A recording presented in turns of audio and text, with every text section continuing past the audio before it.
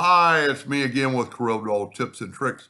I'm a laser engraver, and over the years I've sent people. This is just a piece of wood I found on the internet. But if you have a plaque, and this happens to be maple, and you kind of want to show the customer what it's going to look like before you engrave it, and it looks pretty realistic. I've always done it like this, and this is not realistic unless you're going to paint fill it. So I'm going to select that and go to, well, I got to group that together.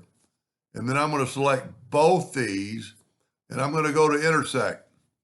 And what that did, that gave me this wood look. Now, ironically, I don't have this one in the same spot. So I'm going to take it and just put it there. Now, if I grab that, which is our engraved part, and I'm going to go to effects and adjust and gamma and set this on the lower end. Well, actually, I'm going to go to object order front of page and look at that. That looks like an engraving, at least a light engraving. Then you could actually go downhill and make it a little darker, but it still show, instead of this, that you can't see the grain of the wood. And this is a rough piece of maple that hadn't been sanded, but you'll actually be able to show them on their plaque what it's going to kind of look like. And, if you engrave deeper, you could go, and I'm sure you could just type in the numbers. And, and also, I mainly engrave on cherry. I just picked maple because of the lightness of it. And you could go up and downhill and have it not quite as dark on the maple. And, if the customer likes that and it doesn't look like it when you engrave it twice and get a little depth and get a little burn. You can actually run your laser like 1/8 of an inch out of focus up, and it'll give it a little bit more of a burn. But so far, this is the neatest way I've seen to show off that piece of wood. I mean, the real, if you have a maple plaque, cherry plaque, and all I did to find that, I went to Google.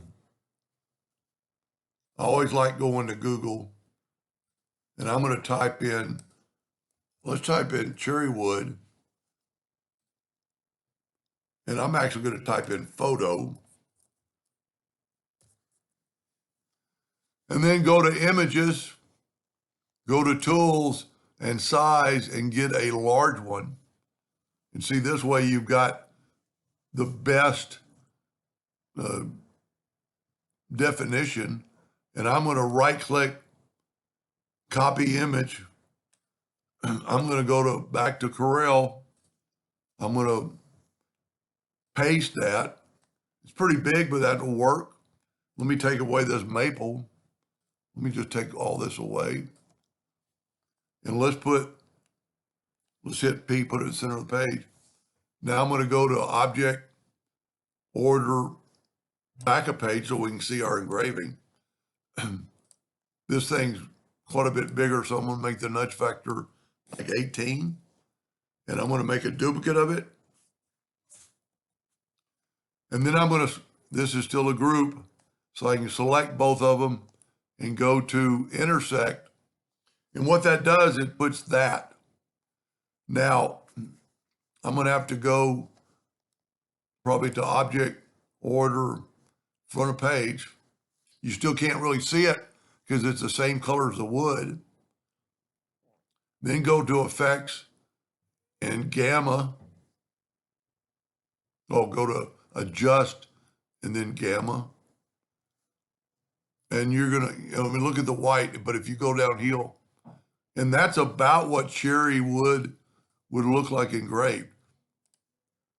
And especially after you put a oil on the whole plaque. the whole plaque's going to get a little bit darker. But that's pretty cool if you want to kind of show the customer. And that way, like this knot hole, do they want that knot hole at the bottom? Do they want it at the top? Or whatever. You can, if this is the real piece of wood, and and also I do this for size. Let's say your plaque is 15 inches by 10 inches.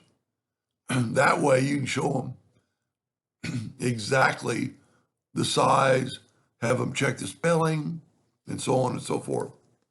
Anyway, I hope that helped a little bit, and thank you for watching.